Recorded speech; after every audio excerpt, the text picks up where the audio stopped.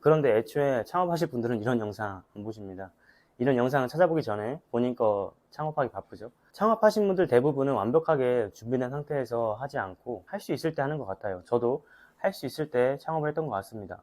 그렇게 창업한 후에 알게 된 것들을 토대로 어떻게 아이템을 고르면 좋을지 말씀드리려 합니다. 이 영상을 보시면 어떻게 창업을 해야 되는지, 어떤 아이템을 갖고 사업을 해야 하는지 알게 되실 거예요. 우선 저는 서울 번화가에서 매장 2개를 운영하고 있습니다. 아직 성장 중에 있는 매장이고요. 잘 됐을 때 매출이 7,800 정도 나옵니다. 흔히들 유튜브에서 볼 수 있는 몇억, 몇십억, 몇백억 매출을 일으키는 사업장을 갖고 있는 건 아니고 그냥 평범한 자영업자입니다. 진짜 일반 동네 가게 가면은 만날 수 있는 그런 사람입니다. 그러기에 더 여러분에게 솔직하고 거부감 없이 말씀드릴 수 있다고 생각이 듭니다. 이제 본격적으로 말씀을 드려보겠습니다. 첫 번째, 작게 시작할 수 있는 아이템을 고르셔야 합니다. 사업이란 게 처음 하자마자 잘 될 수 있는 확률은 정말 드물거든요. 지금 우리가 입고 쓰고 사용하는 것들 다 누군가의 사업체잖아요. 우리는 누군가의 사업체를 앞으로도 평생 이용할 예정입니다. 자, 그러면 지금 주변에 보이는 사업체를 한번 보면은 초반에는 정말 작게 시작을 해서 계속적인 수정 보완을 해서 나온 결과물입니다. 또 지금 우리가 사용하는 사업체는 그 사업체의 최종 결과물은 또 아닙니다. 계속 수정 보완이 반복되고 있는 과정에 있는 사업체를 우리가 이용하고 있는 거죠.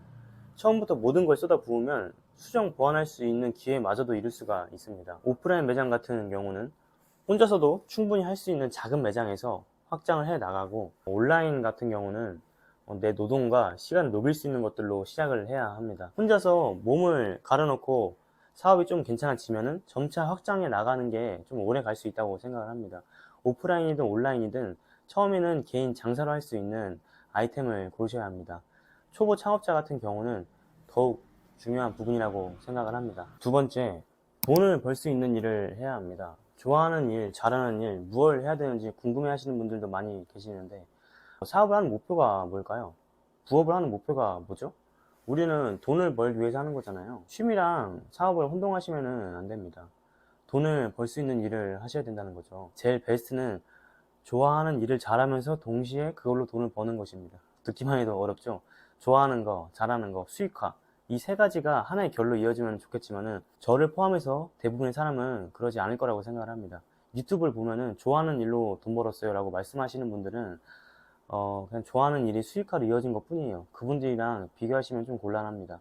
저로 예를 들자면 저는 요식업을 하고 있지만은 근데 저는 어디 막 먹으러 다니지도 않고 술도 막 3달에 한 번 먹을까 말까 합니다. 지금 7개월째 술을 안 먹고 있는데 심지어 저는 유아교과를 나왔고 이쪽 업계에서 계속 몸을 담고 있었다든지 뭐 경력이 많다든지 그런 것도 절대 아닙니다.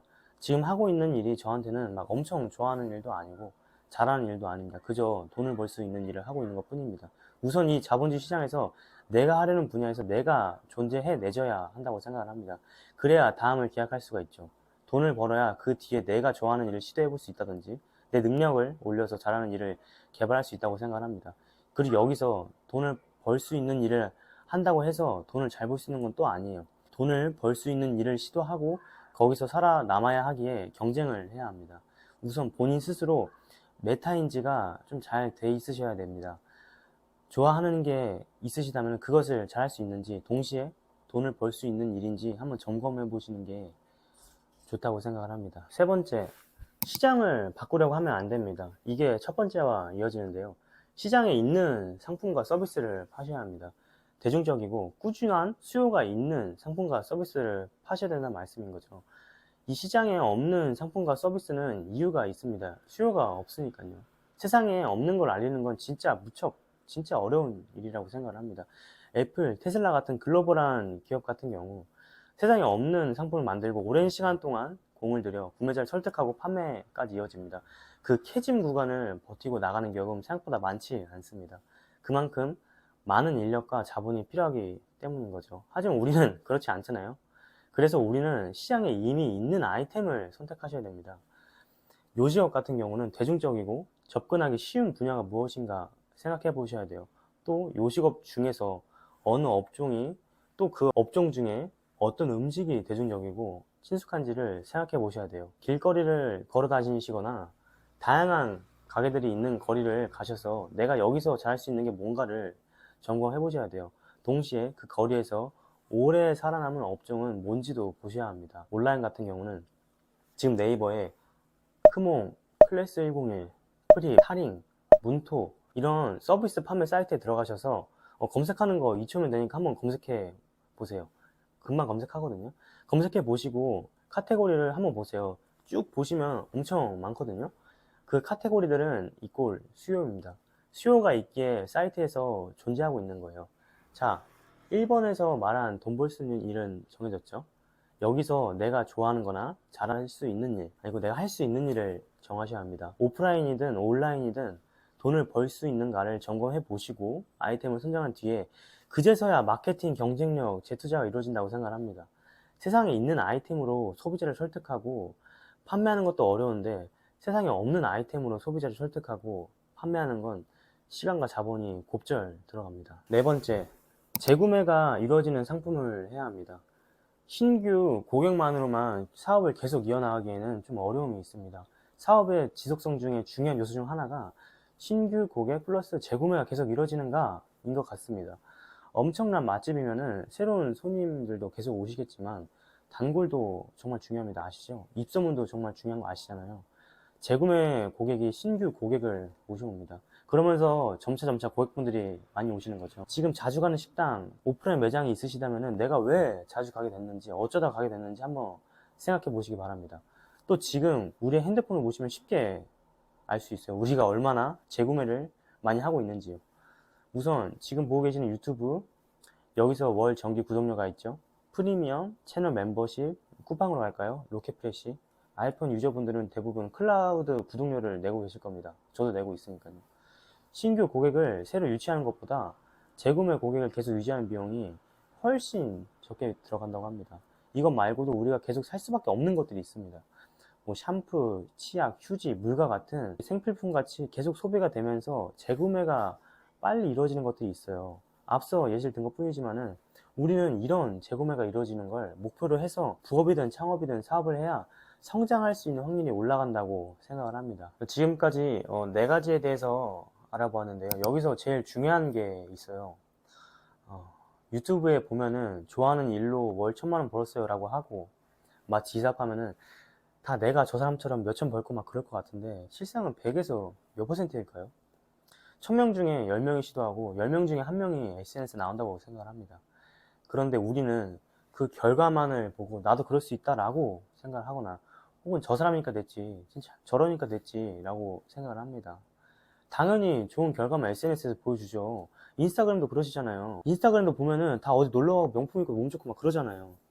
그런 걸 보면서 사람들은 포모를 느끼고 그 감정을 걷어내기 위해서 계획 없이 감정 해소용으로 그 사람에게 내 지갑을 열어버립니다.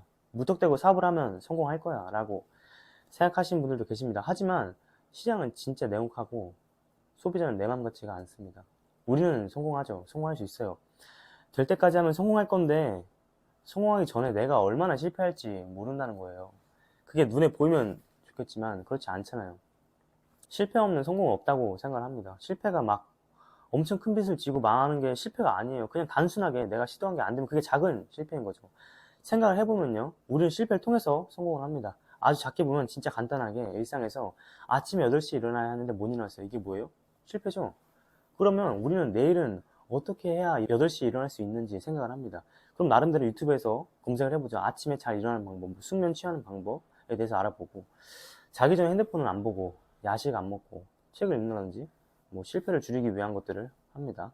그러고 다음날, 다다음날, 3일 후, 뭐 일주일에 결국에는 8시에 일어나요. 이것처럼 우리는 일상에서 아주 작은 실패를 통해서 하루하루 살아가고 있습니다. 우리는 실패에 대해 너무 거부감을 갖고 과하게 생각하는 경향이 있는 것 같아요.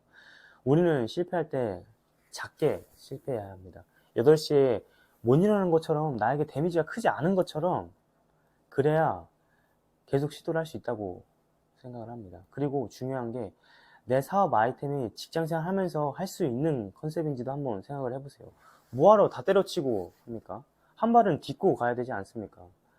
테스트를 하고 확장하시면 됩니다. 성급해하지 마세요. 제일 문제는 잘 모르시는 분들이 1, 2억 들여서 프랜차이즈 창업하는 거예요. 요즘은 뭐 2억 넘게 들어가죠. 조바심 내지 마시고 성급해하지 마시고 비교하지 마시고 내 100년 인생이라는 타임라인 위에서 놓으셔야 됩니다. 다른 사람 타임라인이랑 비교하면 정말 끝도 없는 것 같습니다. 자, 지금까지 사업 아이템을 고르는 4가지 방법에 대해서 알아보았는데요. 첫 번째가 뭐였죠?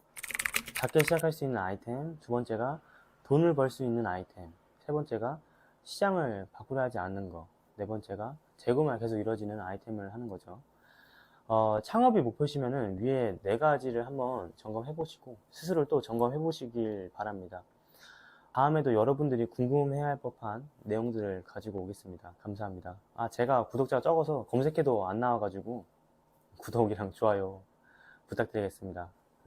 다음에 더 좋은 영상으로 찾아뵙겠습니다. 감사합니다.